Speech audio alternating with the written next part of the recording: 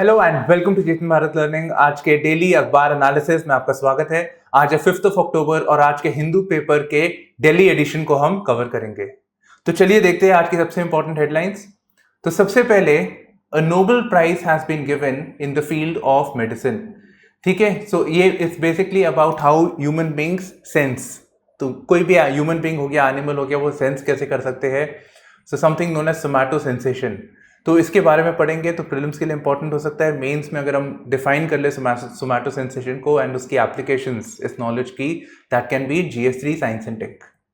Next है, the government moves changes to the forest conservation act. तो forest conservation act क्या है, how is it different from other environment related legislations, ठीक है, और क्या चेंजेस कर रहे हैं, इन सब को हम इस न्यूज़पेपर में आज देखेंगे। नेक्स्ट, आप government announces winter action plan. अब दिल्ली गवर्नमेंट ऑब्वियसली, तो विंटर्स आने वाली है, मतलब विंटर्स में पोल्यूशन का प्रॉब्लम इंटेंसिफाई हो जाता है। तो इस रेफरेंस में what is the AAP government about to do, Delhi government. And एक और एक आर्टिकल है about the measures being taken for dust mitigation, क्योंकि डस्ट का भी एक इंपॉर्टेंट प्रॉब्लम है इन द अर्बन एरियाज। तो अब विंटर्स हो जाएंगी तो air will not be able to escape, तो पोल्यूशन और बढ़ जाती है इस टाइम पे। एंड इसी रेफरेंस में इस आर्टिकल को देखिए यहाँ पे, the science over smog towers and cities are taking climate action के लिए क्या मेजर्स ले रही है, इन दोनों के ऊपर एडिटोरियल्स थे। So both can be looked into together. Now एक और एक हेडिंग है यहाँ पे, that is university scholar held for links with the Maoist. ठीक है, तो this brings to light the issue of urban Naxalism, तो लेफ्ट विंग एक्सट्रीमिज्म और अर्बन नक्सलिज्म का हमें केस देखने को मिलता है। And this person has been arrested under the unlawful activities prevention act, जिसके ऊपर क्वेश्चन आ चुका है ऑलरेडी। तो इसको एक थोड़ा सा हम लोग देखेंगे। नेक्स्ट है, Telangana ऑपोजेस Andhra Pradesh water project plan. तो इस टॉपिक के अंदर बेसिकली आंध्र प्रदेश कोई एक वाटर का प्रोग्राम लेके आ रही है, इरिगेशन प्रोग्राम, ठीक है। तो उस रेफरेंस में एक दूसरे स्टेट को, तेलंगाना को प्रॉब्लम है। So in this particular section we will look at the inter water disputes act, ठीक है। रिवर वाटर डिस्प्यूट जो दोनों के बीच में है, क्या मैकेनिज्म है, वो सब हम समझेंगे थ्रू प्रैक्टिकल्स, क्योंकि यहाँ पे हमें एक प्रॉब्लम दिख रही है, उसी में क्या क्या दिया हुआ है उसी को हम एक्सप्लेन कर देंगे, कौन से कॉन्स्टिट्यूशन प्रोविजंस है और कौन से स्टैट्यूटरी प्रोविजंस है। And it also gives us some insight about the issue of cooperative federalism. तो ये सारे एस्पेक्ट्स को हम कवर करेंगे। Next, hold Sri Lanka provincial polls. Basically इस आर्टिकल के अंदर हम लोग डिस्कस करेंगे how India's foreign secretary has gone to Sri Lanka, और श्रीलंका में उन्होंने बात करी है कि 13th अमेंडमेंट के अंदर, या फिर एक प्रॉमिस किया था श्रीलंका ने इंडिया को under the India Sri Lanka accord 1987, ठीक है। तो इसी रेफरेंस पे हम लोग इस एस्पेक्ट को कवर करेंगे। तो 13th अमेंडमेंट क्या है, क्योंकि ऐसे कैसे इंडिया का फॉरेन सेक्रेटरी श्रीलंका का बोल सकते हैं आप ऐसे कीजिए प्रोविंशियल पूल्स, तो वो सारे एस्पेक्ट को हम देखेंगे। नेक्स्ट, हमने कल डिस्कस किया था कि कोई मनी लॉन्ड्रिंग का केस रिवील हुआ है by an international consortium on investigative journalism, ठीक है। उसमें काफ़ी सारे प्रोमिनेंट इंडियंस का नाम है। तो इस रेफरेंस में गवर्नमेंट ने कहा है that they are going to create a body which will investigate into this particular issue.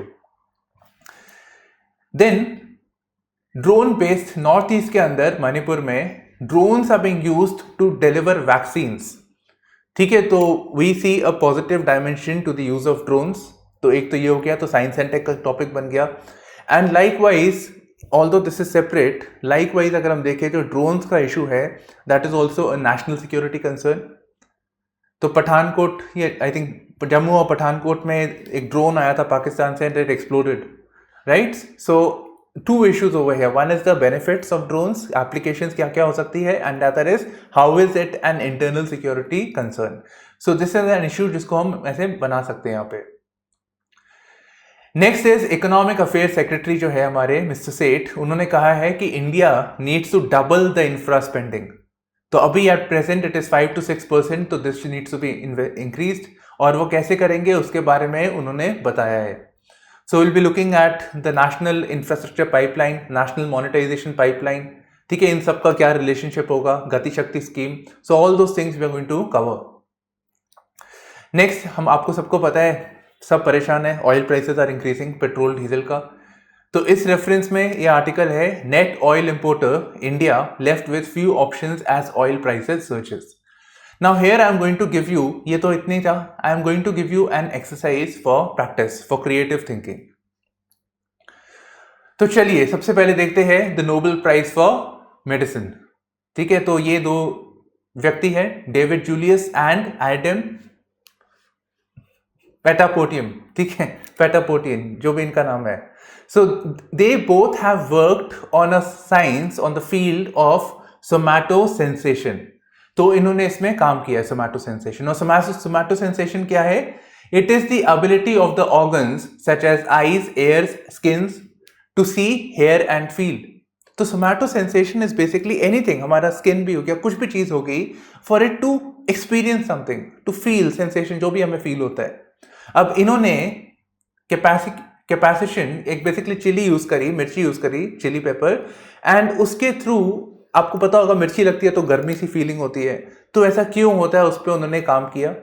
और इन्होंने काम किया कि जो मैकेनिकल फोर्स होता है उससे ह्यूमन बींग को कैसे पता लगता है। So this is a very very important discovery, क्योंकि पहली बात तो इस पे कभी ज्यादा काम किया नहीं जाता, we take it for granted कि हमें ये सेंसेशन क्यों हो रही है, व्हाट इज द मैकेनिज्म, उस पर हम कभी नहीं सोचते। तो इनकी ये फाइंडिंग की वजह से कि कैसे काम करता है, we will know more about the issue of pain, pain management, and उसको कैसे और आगे यूज किया जा सकता है। ठीक है, तो the pair's research is being used to develop treatments for wide range of diseases and conditions including chronic pain. अब इनको नोबेल प्राइज मिला है, तो नोबेल प्राइज के बारे में पता होना चाहिए।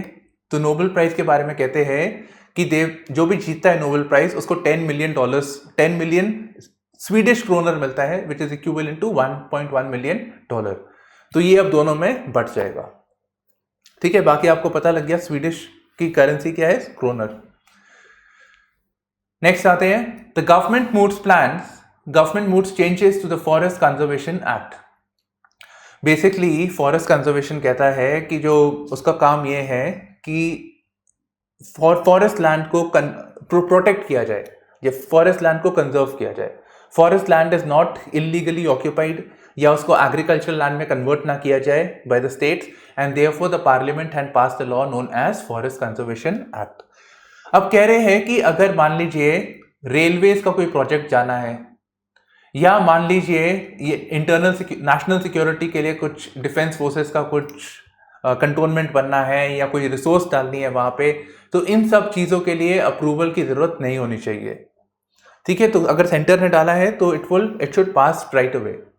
सो in dealing with the national security, border infra, ये सब चीजों के लिए नहीं होना चाहिए। अब गवर्नमेंट कह रही है that this is part of larger rationalisation of existing forest laws. तो मतलब ये फॉरेस्ट कंजर्वेशन एक्ट की बात अकेले की नहीं है, but it is also about various other forest laws. कौन से हैं? So please note it down. So first we obviously know there is a forest conservation act, then there is a forest rights act. Forest rights act क्या कहता है? It's about the right of the indigenous communities, या आपके tribal हो गए, जो भी लोग हो गए जो फॉरेस्ट के अंदर रहते हैं, about the ownership of that particular area. अब हम लोग हैं, नॉर्मल सिटीजन्स हैं, हमारे पास प्रॉपर्टी पेपर्स होते हैं, कुछ ना कुछ डॉक्यूमेंट होता है कि भाई ये घर मेरा है, ये आपका है, पर ट्राइबल कम्युनिटीज के पास ऐसा कुछ नहीं है। तो उसके लिए जो इंडिजिनस कम्युनिटीज है, do live in the tribal, जो live in the forest areas, उनके community rights with reference to that forest has been recognised.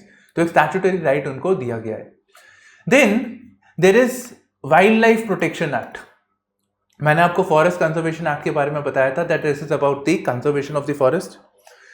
Then there is a wild life protection act which has provisions of the sanctuaries, national parks, ठीक है, biosphere, इन सब के बारे में इसके अंदर protection है, as well as the animals. तो इनकी जो पोचिंग होती है, किलिंग होती है, वो सब वाइल्ड लाइफ प्रोटेक्शन एक्ट के अंदर कवर्ड है। तो डोंट गेट कंफ्यूज, जब हम वाइल्ड लाइफ प्रोटेक्शन एक्ट कहते हैं, it's about the sanctuaries, national parks, protected areas. Forest conservation act is anything that is outside of it. ठीक है, उन सब रीजन्स, कितने सारे लैंड है जो फॉरेस्ट के अंदर डेफिनेशन में आएगा, बट नेशनल पार्क या सेंचुरी नहीं होता। So those are covered over here. Beyond that there is a biodiversity act. ठीक है, बायोडाइवर्सिटी वाला आपका एक एक्ट है, biodiversity protection act. I think I need to check this, but biosphere should be under the Biodiversity Protection Act. And the next one is आपका ये वाला है Environment Protection Act. So Environment Protection Act is with reference to the environment.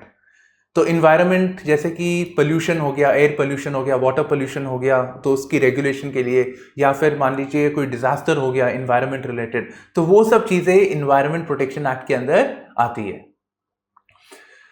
So this is what I really wanted to say. One, this law is getting diluted, and other thing is ये कैसे different है from the forest rights act, wild life protection act and the environment protection act. ठीक है, तो this is what we wanted to cover over here. Next is आप government announces winter action plan to tackle pollution. ठीक है, basically winters आने वाली है, winters आती है तो the problem of air pollution becomes all the more severe. तो यहाँ पे reason दे रखा है, the air pollution in the city spikes during the winter chiefly due to combined effect of stubble burning. तो stubble burning होती है, and क्योंकि इस region के अंदर जो neighboring states है वहाँ पे cold environment हो जाता है, ठंडा हो जाता है, तो नीचे की हवा ठंडी रहती है, क्योंकि ठंडा हो गया है तो नीचे जमीन ठंडी थी तो हवा भी ठंडी हो जाती है, और जो ऊपर की हवा है वो थोड़ी सी गर्म रहती है. So basically there are two distinct air masses जिसकी वजह से the air is not able to escape. तो pollutants keep getting accumulated, and thereby over the years we are having this problem of smog in the city of Delhi, क्योंकि सबसे dense है, but ऐसा नहीं कि बाकी जगह पे नहीं है, दिल्ली में स्पेसिफिकली ज्यादा है. तो इस रेफरेंस में काफी टाइम से मेजर्स आर बीइंग टेकन, या एटलीस्ट बोला जा रहा है कि आप क्या कर रहे हैं to deal with the issue of air pollution. तो यहां पे बोल रहे हैं कुछ मेजर्स लिए गए हैं. ठीक है, so the government has come up with a 10-point action plan. तो हम लोग देख लेते हैं क्या क्या स्टेप्स लिए गए हैं. Maybe you as an exercise what you can try is, आप बता सकते हैं कि क्या क्या स्टेप्स लिए जा सकते हैं. ठीक है, तो आप ऐसे ट्राई कर सकते हैं. तो कह रहे हैं कि there is a 10-point action plan. तो उसमें से एक है कि जो सिटीज में गाड़ी आ रही है, व्हीकुलर पोल्यूशन, उनको मैंडेटरी होना चाहिए कि सीएनजी पे काम करे. ठीक है, अब यहाँ पे देखिए, आप यहाँ पे ईवी भी मेंशन कर सकते थे, पर ईवी का मेंशन नहीं किया गया है. दूसरा, टू प्रिवेंट स्टबल बर्निंग, जो खेतों की जो खेतों में जो जलाते हैं, जो स्ट्रॉ बचा हुआ था आफ्टर द हार्वेस्टिंग, वो जो पौधा बचा होता है उसको जला देते हैं to clear the land quickly. तो वहां पे कह रहे हैं कि जलाने की जगह पे the Delhi government has come up with a solution known as bio decomposer. तो इसको छिड़क सकते हैं और वो डिकम्पोज होके नीचे गिर जाएगा. ठीक है, तो फर्टिलिटी भी इंटैक्ट रहेगी उससे. फिर कंस्ट्रक्शन साइट्स में डस्ट के लिए कुछ रूल्स लेके आए हैं कि डस्ट को मैनेज किया जा सके, एज वेल एज जो गाड़ियां आती है रोड में, रेता वेता सीमेंट वगैरह होता है जिसके अंदर, उसको वो कवर करना चाहिए, गीला रखना चाहिए थोड़ा सा, ताकि वो हवा में उड़े ना. तो ये कुछ स्टेप्स हैं यहाँ पे. बाकी कह रहा है कि there are identified pollution hotspots. ठीक है, कुछ पोल्यूशन हॉटस्पॉट्स आइडेंटिफाई करे जहाँ पे ज़्यादा पोल्यूशन आती है, और उसके लिए, उसकी मॉनिटरिंग के लिए there are green war room. ठीक है, देन एरियाज में ज़्यादा ट्रैफिक जैम होता है उसको आइडेंटिफाई कर रहे हैं, so that the bottleneck is removed. तो ट्रैफिक जैम होता है तो गाड़ियाँ ऑन रहेगी तो और पोल्यूशन बढ़ेगा उस जगह के अंदर. As well as measures are being taken to bring about the PUC certificates. जो पोल्यूशन के लिए जो सर्टिफिकेट होता है 6 महीने में हर बार लाना पड़ता है, वो वाला. एंड जो पुरानी गाड़ियां हैं उसको निकाल देना चाहिए. तो there is a scrappage policy, जो सेंटर वैसे भी लेके आई थी इसको. ठीक है, तो ये कुछ स्टेप्स यहाँ पे बता रखे हैं. बियॉन्ड दिस, इससे पहले there was an approach known as graded response action plan. वो भी आएगा न्यूज में बहुत सारा. बेसिकली ये है ग्रेडेड रिस्पॉन्स की, अगर मान लीजिए पोल्यूशन इस लेवल से ऊपर हो गई है तो कुछ मेजर्स एडवोकेट किए, और सिवियर हो गए तो और सिवियर मेजर्स एडवोकेट किए. तो जैसे जैसे पोल्यूशन बढ़ता है there is a graded response to it. तो यहाँ पे ये बता रखा है. दूसरी चीज यहाँ पे नोट कीजिए, देयर इज, अब दिल्ली है, कोई भी जगह हो, आजकल हम सब ये मोबाइल फोन्स और ये सब गैजेट्स यूज कर रहे हैं. So there is electronic waste that is being generated. ठीक है, in fact this could be a proper theme only. तो इलेक्ट्रॉनिक वेस्ट जो होता है उसमें दो हैवी मेटल्स, कार्सिनोजेनिक मेटल्स है बेसिकली, जो अगर सॉइल में पर्कुलेट हो जाते हैं तो कैंसर होने के चांसेस है, right. We can have certain other diseases. तो उस रेफरेंस में there was a e waste rules policy that was introduced. अब दिल्ली क्या कर रही है, that it has introduce something known as e waste eco park.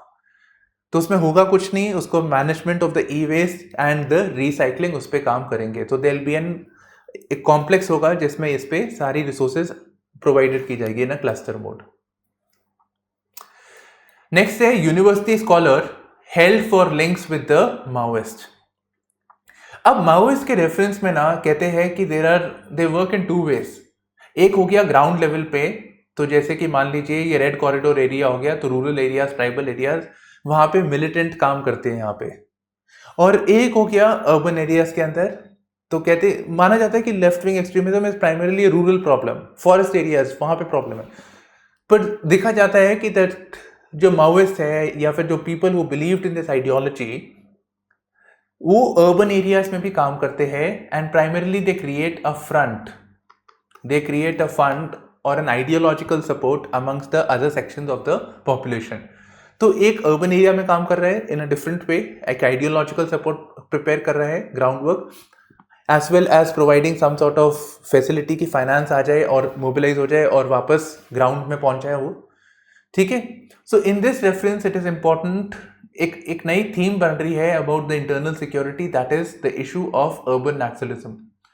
हम जो नक्सलिज्म की बात करते हैं, गवर्नमेंट ने क्या क्या मेजर्स लिए हैं, वो बेसिकली लोकल एरियाज के लिए है कि ये रूरल एरियाज है, फॉरेस्टेड एरियाज है, वहाँ पे पुलिसिंग कैसे होनी चाहिए, क्या क्या स्कीम्स इंप्लीमेंट होनी चाहिए।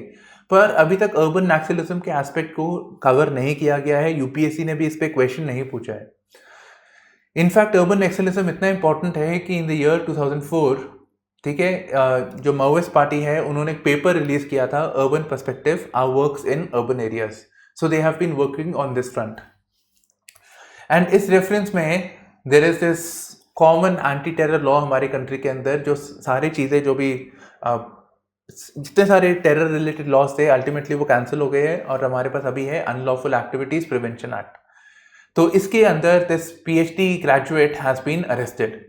ठीक है, अब इसके अंदर this issue is again important, unlawful activities prevention act, it was asked in the mains paper also recently. अब रिसेंटली आप देख लीजिए ये जो आपके स्टैन स्वामी हो गए, so basically Jesus priest who was arrested and उनको बेल नहीं मिल रही थी, ultimately died in the jail, and likewise the case associated with the Elgar परिषद in the महाराष्ट्र region। ठीक है, तो उन सबको अरेस्ट कर लिया गया। ऐसा देखा जा रहा है कि very stringent provisions are being used for crimes, या जो क्राइम हुआ भी नहीं था किसी लोगों को फ्रेम करने के लिए। तो इसकी क्रिटिसिज्म्स पे या क्रिटिकल असेसमेंट पे क्वेश्चन आ सकता है। Next is Telangana opposes Andhra Pradesh water project plan. तो बेसिक की बात यहाँ पे ये है दैट आंध्र प्रदेश जो है ना ऐसा है कुछ, ये तेलंगाना बन गया एंड ये आपका आंध्र प्रदेश कुछ ऐसा है। तो तेलंगाना बीच में बन गया है। अब पहले तो जो रिवर प्रोजेक्ट्स होते थे वो सारे obviously it was the same for the entire state, तो कोई प्रॉब्लम नहीं थी। But after the Andhra Pradesh reorganisation act, a separate state of Telangana was carved out. अब नेचुरली जो ये इंटरस्टेट पानी जो जा रहा था आंध्र प्रदेश के अंदर, that will go via the Telangana. So now there is obviously a scope of river water dispute कि कौन से जगह को कितना पानी जाना चाहिए। पानी वैसे भी बहुत इंपॉर्टेंट है and this problem is not specific to India, मतलब this Andhra and Telangana, but across the country we have this issue of interstate river water disputes. चलिए वापस इसी के ऊपर आते हैं यहाँ पे। तो बेसिकली क्या हुआ है, this project is there known as Handri Neeva Sujala Sravanthi project. तो ये प्रोजेक्ट है जिसके अंदर इसकी स्कोप वाइडन करी जा रही है। So basically there is this river known as Srisailam river. ठीक है, एक रिवर है श्री साइलम रिवर। तो उस रिवर का पानी will be diverted to this project HNSS। ठीक है, तो इस प्रोजेक्ट में इसको डाइवर्ट कर दिया जाएगा। And naturally because of this the Telangana government has a problem कि आंध्र प्रदेश ऐसे कर रहा है तो तेलंगाना को प्रॉब्लम हुआ। तो इस रेफरेंस में तेलंगाना ने एक लेटर लिखा है, तेलंगाना ने एक अपील करी है to the Krishna river management board. तो कृष्णा रिवर मैनेजमेंट बोर्ड को बोला है यहाँ पे। गॉट इट, ये समझ आया? पानी का एक नया प्रोजेक्ट लेके आ रही थी Andhra, with Telangana had a problem, तो कृष्णा रिवर मैनेजमेंट बोर्ड के पास उन्होंने अपील करी है यहाँ पे। और उसके हेड है एक इंजीनियर इन चीफ, एक इंजीनियर है basically. Now, in this reference, to deal with the issue of the interstate river water dispute, naturally this is a dispute, Constitution provides a provision known as Article 262. ठीक है, Article 262 है, which is about centre's role. अगर कोई states में problem है on the river water dispute तो centre के पास एक ओवरराइडिंग पावर्स है.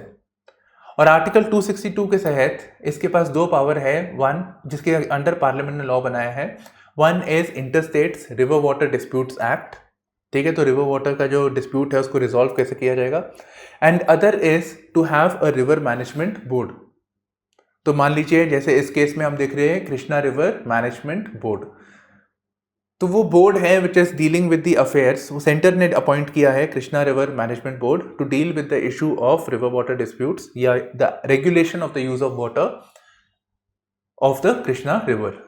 ठीक है, कृष्णा रिवर का पानी कैसे यूज होता है, कौन सा पानी कितना किसको जाना चाहिए, कैसे जाना चाहिए, वो सब ये बोर्ड डिसाइड करता है. तो I hope this is clear.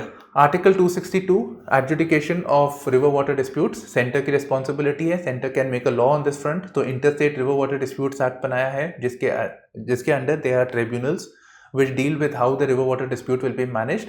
And दूसरा है जो पानी जो इंटरस्टेट जा रहा है उसके लिए they will be a river board management board. ठीक है, तो ये दो चीजें यहाँ पे. अब यहाँ पे जो अंडरलाइंग थीम हम देखने को मिल रही है हमें, one is the issue of cooperative federalism. ठीक है, this is the mechanism where we see the states interacting amongst themselves as well as the role of union and the states. तो कोऑपरेटिव फेडरलिज्म हमें देखने को मिल रही है, interstate river water disputes act, the Krishna river management board, ये सारे उसके एस्पेक्ट है. अच्छा, एक चीज और है, इंटरेस्टिंग चीज है यहाँ पे. आप ये नोटिस कीजिए कि ये जो रिवर मैनेजमेंट बोर्ड के चीफ इंजीनियर ही क्यों है.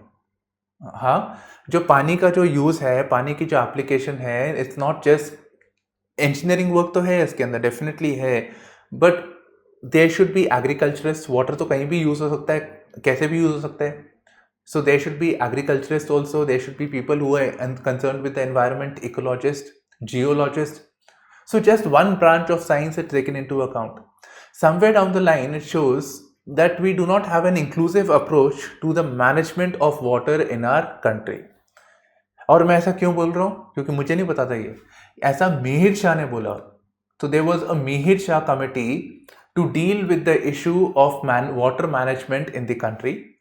ठीक है, तो मिहिर शाह ने he had raised objection to the fact that engineers are dominating the field of water management.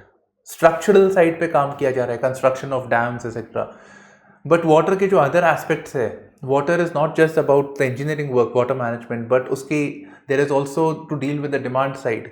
पानी को यूज कितना किया जाता है, कम. हम सप्लाई साइड को देख रहे हैं, डिमांड साइड को भी देखने की जरूरत है. तो इस रेफरेंस में given the multiple applications of the water और उसके जो इम्पैक्ट होते हैं, देयर इज अ रिक्वायरमेंट कि हमारे जो वाटर रिलेटेड इंस्टीट्यूशंस है उसमें people from different branches of science, engineering, economics, humanities, उन सबको रिप्रेजेंटेशन दी जाए. So these are the things that I wanted to discuss over here. अब इस रेफरेंस में obviously we need to know about the Srisailam for the prelims. तो हमें इसके बारे में पता होना चाहिए. तो आई जस्ट श्री साइलम को गूगल किया तो यहाँ पे हमें एक टेम्पल के बारे में भी देखने को मिला, the town. So there is a Mallikarjuna Jyotirlinga temple which is located in Srisailam. So it is famous for that. So Srisailam is obviously associated with the river Krishna, right, and this has a Nagarjuna Sagar dam over here. तो ये चीज यहाँ पे important है. Next is about, there are two editorials basically to deal with the issue of environment. ठीक है, basically to deal with environment and cities over here. तो सबसे पहला है, आजकल हम देख रहे हैं there is too much emphasis on the construction of smog towers. तो दिल्ली ने बनाया, there is a proposal for Bangalore as well as Chandigarh, and these towers are very expensive, 25 crores for installing. तो smog tower क्या करते होंगे, जैसे हमारे घर के अंदर एयर फिल्ट्रेशन होगी वैसे ही smog towers है. ठीक है, सो इट्स एक्सपेक्टेड दैट वो स्मोक टावर होगा तो वो जो डस्ट है, जो पार्टिकुलेट मैटर है, उसको ऑब्जॉर्ब कर लेगा, the clean air will be provided. That is what a common perception is there. But this article says, oh by the way note this, I didn't see this, Mihir Shah, it's the same person, right. Okay, so what I am saying is कि what this article is saying is कि ये जो smog tower है, इसका जो application है, it's ज़्यादा emphasis दिया जा रहा है, इट्स जस्ट एन इल्यूशन। ऐसा नहीं हो रहा है कि स्मॉग टावर लगा दिया तो उस जगह की पोल्यूशन कम हो जाएगी। एंड ऐसा देखा गया है in China's province, Xi'an province, and also in Beijing, कि ये टावर लगाने से पोल्यूशन कम नहीं हुई, and therefore they are Chinese are reconsidering this approach. और जब ये चाइनीज ही अपनी रिकंसिडर कर रहे हैं, हम लोग और ये स्मोक टावर्स लगाए जा रहे हैं, ठीक है, तो इससे काफ़ी सारा पैसा खर्चा हो रहा है। एंड दूसरी बात है कि इसका क्या एप्लीकेशन होगा, कितना पोल्यूशन रोकेगा, उसके बारे में भी पता नहीं है। सो दिल्ली गवर्नमेंट ने बोल दिया था कि it will reduce pollution levels by 80%, पर ऐसा हमारे पास कोई एम्पेरिकल एविडेंस नहीं है। तो इस रेफरेंस में ये कह रहा है that the governments not just Delhi, सारे गवर्नमेंट जो है उन सबको काम करना चाहिए ऑन हैविंग एयर पोल्यूशन कितना है उसको मॉनिटर करने की जरूरत है। So to monitor the air pollution, तभी हमें पता चलेगा, ठीक है। तो पहले मॉनिटर करना चाहिए air awareness, so that policies can be taken, policy decisions can be taken, informed policy, as well as the public and the citizens are aware on this particular issue. दूसरी चीज कह रहा है that there is a need to strengthen the air quality forecasting system, ठीक है। तो next is forecasting पे काम करना चाहिए, एंड फोरकास्टिंग के अलावा काम करना चाहिए टू आइडेंटिफाई कि क्या क्या, basically to identify the inventory that is causing the problem of air pollution. कौन सी चीज़ों से कितनी पोल्यूशन आती है, एयर ट्रैफिक से कितनी, आपका वेहिकुलर पोल्यूशन से कितना आता है, आपका एग्रीकल्चर से कितना आता है। तो हमें आइडेंटिफाई करना चाहिए कि कौन सी सोर्स से कितना पोल्यूशन आता है, so can be take a corrective informed decision over here. So carry out emission inventory and source apportionment study, ठीक है। तो third is this point over here. And दूसरी चीज़ कह रहा है, मतलब चौथी चीज़ ये कह रहा है कि अर्बन स्लम ड्वेलर्स जो है, ऑब्वियसली अब वो जो कुकिंग करते हैं वो गैस पे तो करते नहीं है हमारे जैसे, तो गैस क्योंकि महंगा है गैस, तो वो लकड़ी हो गई या हीटिंग के लिए वो रबर हो गया, उसको जला देते हैं, तो आप देखिए कितना पोल्यूशन होता है। So we need to have an inclusive approach over here and deal with the issue of urban slum dwellers, ठीक है। तो उनके लिए we need to provide for adequate mechanism ताकि clean energy is being utilized. And lastly, there is a need to focus on strengthening the enforcement capacity, ठीक है। तो सबसे पहले हो गया असेसमेंट, सेकंड मतलब मॉनिटर करना एयर पोल्यूशन को, सेकंड हो गया forecasting, third is inventory emissions, inventory identify करना ताकि हम वो जो जिस सोर्स से आ रही है हम उसको करेक्टिव एक्शन ले सके उसके ऊपर, and then the issue of urban slum dwellers, and then enforcement. So basically अगर environment based question आता है मेंस के अंदर, you are able to attempt this. Next is about the city of Bombay. Basically they have decided that they are going to take decisions keeping in policy decisions keeping in mind the issue of climate change. तो इस पे वो काम करेंगे। अब इस reference में basically they have given support to the UN backed Race to Zero global campaign. तो race to zero global campaign basically ये कहता है कि जो कार्बन एमिशंस है, हम उसको नेट कार्बन एमिशंस है हम उसको जीरो करें, हम उसको वहाँ पे न्यूट्रल हो, कार्बन न्यूट्रल हो। At the same time the policy decisions are taken in such a way that it leads to sustainable development, that is creation of jobs alongside जो क्लाइमेट चेंज का जो problem है हम उसको rectify कर सके, ठीक है। तो यहाँ पे ये इसकी बात कर रहा है यहाँ पे। अब इस रेफरेंस में ये बेसिकली हाईलाइट कर रहा है कि हम एज अ कंट्री हम लोग कभी ये फोकस नहीं करते हैं कि सिटीज़ इंडिपेंडेंटली क्या मेजर्स ले रही है on dealing with the issue of climate change. Normally हम सेंटर की अप्रोच देखते हैं, कभी कभी स्टेट्स की बात कर लेते हैं, पर सिटी स्पेसिफिक कभी बात नहीं करते हैं। सिटी इज़ द प्लेस जहाँ एक्चुअल लोग रह रहे हैं, ठीक है। अगर उनको प्रॉब्लम भी होती है तो वो सिटी को होती है, अगर फ्लडिंग हो रही है, क्लाइमेट चेंज रिलेटेड कोई प्रॉब्लम है तो भी लोगों को होती है। सो एट द लोएस्ट लेवल क्या मेजर्स लिए जा रहे हैं उस पर हम कभी फोकस नहीं करते। So this can be an important theme over here. And ये कह रहे हैं यहाँ पे कि इसी रेफरेंस में कह रहा है कि अबाउट, इन्होंने कुछ सैंपल किया, so they sampled about 53 Indian cities, और उन्होंने आइडेंटिफाई किया कि at least half of the cities have taken measures with reference to the climate change, ठीक है। तो क्लाइमेट एक्शन प्लान्स कुछ ना कुछ वो लेके आया है यहाँ पे, और ठीक है वो लेके आया यहाँ पे। And second thing, one of the things they have notice is कि कुछ मेजर्स है जैसे कि हीटेड एक्शन प्लान के बारे में बात कर रहे हैं. तो heated action plan is basically जो हमारी कंट्री के अंदर हीट वेव होती है तो काफ़ी सारी गर्मी होती है जिस टाइम पे. So lot of people specially from the lower rung vulnerable sections with lesser incomes they tend to die. So they are stressed, उनकी हेल्थ कंडीशन खराब होती है, at the same time they die. सो उसके लिए heated action plan ये लेके आए थे. ठीक है, एंड इस पर काफ़ी पॉजिटिव काम किया गया है. अब यहाँ पे ये कह रहा है, दिस आर्टिकल इज सेइंग कि even though measures are being taken but the focus is on sectoral approach. जैसे कि हीटेड एक्शन प्लान हो गया आपका, या साइक्लोन मिटिगेशन हो गया, but they are not looking at multi sectoral approach कि हीटेड वाला जो हो गया एंड फ्लडिंग एक साथ है. चेन्नई के अंदर फ्लड हो रहा है पर ड्रॉट हो रहा है एट द सेम टाइम. मतलब एक टाइम पे फ्लड हुआ, अगले कुछ टाइम बाद देखते हैं कि पानी नहीं है, वाटर स्कैर्सिटी है. So we need to look at this particular issue in an inclusive and a holistic manner. And for this we need to have a long-term planning and we need to focus more on information sharing. बाकी ये बात कर रहा है about providing adequate finance and political will. ठीक है, तो adequate finance and political will, long-term planning to deal with this issue. And to focus on bottom-up approach rather than a top-down approach, there should be a bottom-up approach. तो नीचे से ऊपर को कैसे किया जाए. And इसमें सबसे बड़ी प्रॉब्लम ये कहता है that there should be focus on behavioral changes, that the locals are being sensitized about the issue of जो climate change related issues है. सबसे नीचे कैसे क्या measures लिए जा सकते हैं उस reference में काम किया जाए.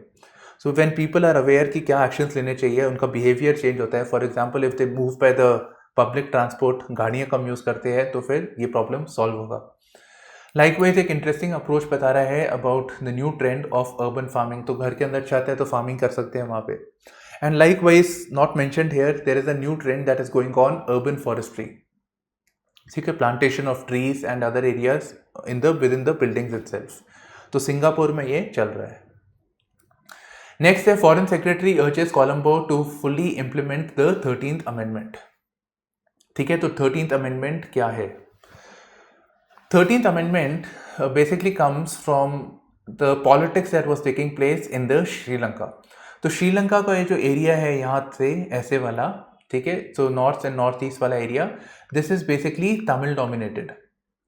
तो तमिल पॉपुलेशन है, और बाकी जो श्रीलंका पॉपुलेशन है दैट इज द सिनलीज. ठीक है, तो सिनलीज पॉपुलेशन है. तो यहाँ पे सिविल वॉर चल रहा था. There were tensions between the Tamils and the Sri Lankans, and as a result of this large number of peoples, हमारी जो कंट्री के अंदर पहली बात तो वैसी तमिल पॉपुलेशन है यहाँ पे, so we are sensitive to the concerns of the Tamils.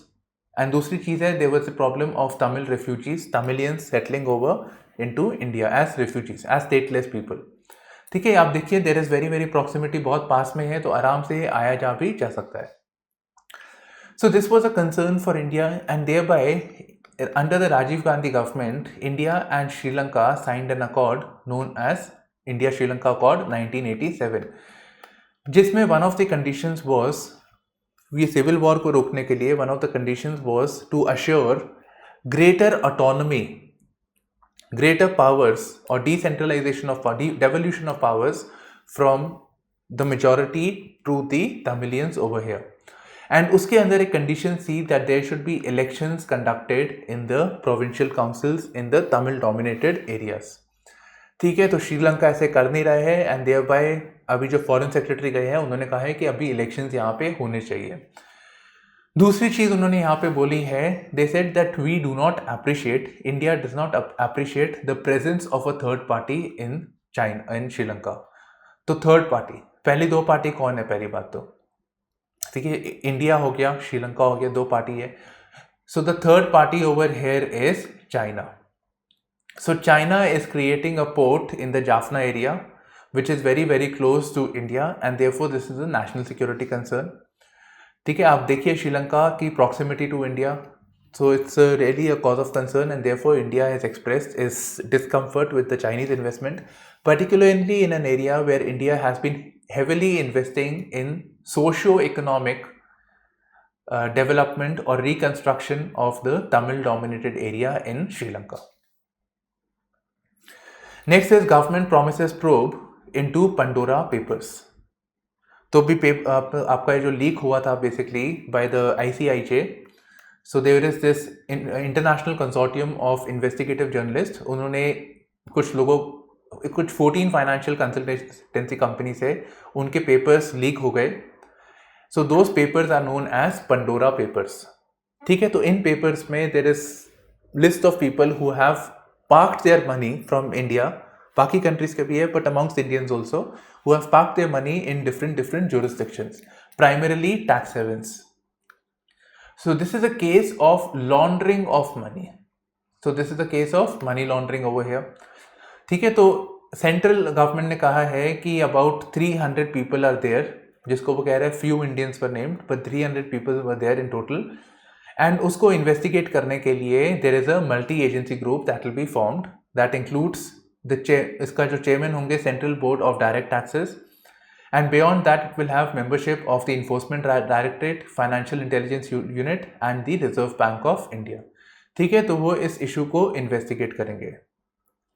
बाकी एक चीज़ कह रहे हैं यहाँ पे कि जो टैक्स हेवन्स है, बेसिकली जुरिस्डिक्शंस, यहाँ पे टैक्स लॉस बहुत वीक है. ठीक है, बहुत वीक है. पूछा नहीं जाता अभी पैसे यहाँ से क्यों, कहाँ से आए, कैसे आए, कब आए, ये सब कुछ नहीं पूछा जाता. उन जुरिस्डिक्शंस जैसे कि पनामा हो गया, केमन आइलैंड्स हो गए, उनको बस ये है कि पैसे आ रहे हैं हमारी जगह पे. तो इससे क्या होता है कि मान लीजिए इंडिया से पैसे बाहर गए, तो there is loss of money that is taken place. ठीक है, movement of money as well as ये जो मनी बाहर भेज दिया गया उस पर टैक्स नहीं दिया जा रहा. सो दिस इज, ऐसा बिलीव किया जाता है कि this is primarily the black money that is moving from one country to the other. So there is a loss of tax revenue. और ये लॉस ऑफ टैक्स रेवेन्यू का मतलब है कि government is not having adequate money to spend on the welfare of the people. ठीक है, so it does not have money to invest in public in expenditure. So these are certain aspects that have been covered in this particular article. Next है drone-based vaccine delivery model launched. तो drones are being used especially in geographies like आपका north east हो गया, जहाँ पे Himalayan है, mountains है, rugged reverse जा रही है. So it's very very difficult to move from one place to another, बहुत टाइम लगता है. So thereby they are using drones. इस आपका ICMR is using drones to providing life saving vaccines so that they are able to reach everyone. ठीक है, तो drone use किया जा रहा है इस रेफरेंस में.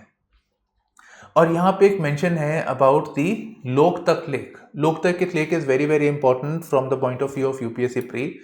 तो इस पे क्वेश्चंस पूछे गए हैं UPSC के पेपर्स में, चाहे आपका सिविल सर्विसेज का हो, CDS का हो, कोई भी पेपर हो, लोकतक लेक पे क्वेश्चन आते हैं.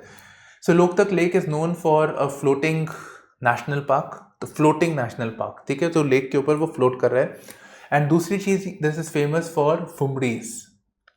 तो नेट पे देखिएगा फुमडी क्या होता है. So this is basically vegetation, ऐसे कैसे करके लेक के ऊपर ऐसे ऐसे करके पैचेस है वेजिटेशन के, तो वो देखिएगा. And there is one more thing famous this place is known for, it is the bro, basically it's known as else dear. ठीक है, एल्स डियर कहा जाता है इसको. तो एक अलग तरह के डियर है, तो जो यहाँ पे देखे जाते हैं. तो it is seen over here only. Brow antlered deer, तो उनके जो वो है क्या बोलते हैं सिंग होते हैं, वो अजीब थोड़े बड़े बड़े से है, फैले हुए से है. अब इस रेफरेंस में we can take up this issue and think about the issue of drones and national security. क्या ये ड्रोन्स बॉम्ब्स डिलीवर करने के लिए नहीं किए जा सकते थे? So there was air force station के अंदर एक बॉम्ब भी ब्लास्ट हुआ था using the drones. So it is a national security concern and therefore maybe we need to balance out कि ड्रोन के पॉजिटिव एस्पेक्ट्स क्या है, कंसर्न्स क्या है, एंड इस रेफरेंस में हमें क्या पॉलिसी चेंजेस लाने चाहिए. Next is need to double infra spending. So basically हमारे जो इकोनॉमिक अफेयर्स की जो सेक्रेटरी है, उन्होंने कहा है कि हमारी जो इंफ्रा स्पेंडिंग है that is about 5 to 6% of the GDP and we need to at least double that so that we can go on a high rate of economic growth. तो इस रेफरेंस में उन्होंने एक चीज़ बोली है कि we need to invest more on the infra, right. So let me just draw this over here. Infrastructure हमें growth करना चाहिए, तो इसके लिए पैसे चाहिए. पैसे कहाँ से आएंगे? वो कह रहे हैं that there is already, so infra के लिए जो स्पेंडिंग की जाएगी उसको वो एक बोल रहे हैं that is national infrastructure pipeline. तो ऑलरेडी एक प्रोग्राम यहाँ पे है नेशनल इंफ्रास्ट्रक्चर पाइपलाइन, कह रहे हैं उसके लिए पाइपलाइन पैसे आएंगे from the national monetisation pipeline. एक तो बजटरी सपोर्ट हो सकता है, एक होता है जो हमारे एग्जिस्टिंग गवर्नमेंट के पास एसेट्स है, जैसे कि लैंड हो गया, हाईवेज हो गया, तो उसको ऑक्शन कर दो, ऑक्शन आउट कर दो and give it to the government, मतलब ऑक्शन करके उसके जो पैसे आते हैं वो गवर्नमेंट को दे दो, so that money can be used in national infrastructure pipeline. ठीक है, so that can be done. तो कह रहे हैं कि national monetisation pipeline will give about, it is estimated that it will give about 6 lakh crore rupees 6 lakh crore, so sizable money will go and therefore we can invest more in the infrastructure spending। और इसी reference में उन्होंने कहा है there is something known as Gati Shakti vision that was given by the prime minister. Gati Shakti vision क्या कहते हैं? Seamless movement of goods and services and job opportunities. तो अब ये प्रोजेक्ट बन रहा है national infrastructure project, why can't we say about कि ये कनेक्टिविटी के ऊपर होगा, पोर्ट डेवलपमेंट एंड पोर्ट्स में जो रेगुलेशन होती है कि क्या कागजी काम है क्या है, वो सब को भी मैनेज करना। So one is developing the ports and the other infra, जो भी चाहिए आपको। दूसरा चीज़ है कि टू हैव सर्टेन लॉस या regulation so that it is seamless to move, seamless one jurisdiction to the other, एक सीमलेस तरीका डेवलप करना चाहिए हमें। So this is the Gati Shakti vision. So this is all we have in this particular news analysis, daily Akhbar analysis. So thank you for streaming into Chetan Bharat Learning with me, Shubhashish Singh Rehal. Bye bye, take care and all the best.